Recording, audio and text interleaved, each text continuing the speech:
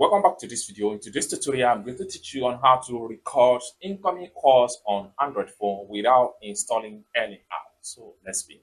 But before we dive into the tutorial, if you find this tutorial useful and you are very new to this channel, remember click on that subscribe, turn on the notification bell for more useful tutorial about how best to use Android phone. So with that being said, let's get started. Welcome back to this video. Let's see how to auto record incoming calls on Android without any app installed. So the very first thing you need to do is to simply click on your dial icon. This one right here. Click on that.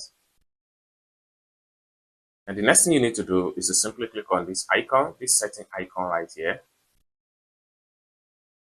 Just like so. Next thing you need to do is to simply click on here to auto record whatever incoming calls. Click on that. If I turn on this particular button here, it simply means that any calls coming into this phone is going to be automatically recorded. So basically, this is how to auto record incoming calls on Android phone without install any apps.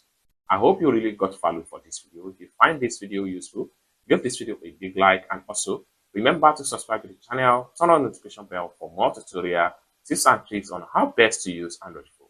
Thank you so much for watching, and I hope to see you in my next video. Peace.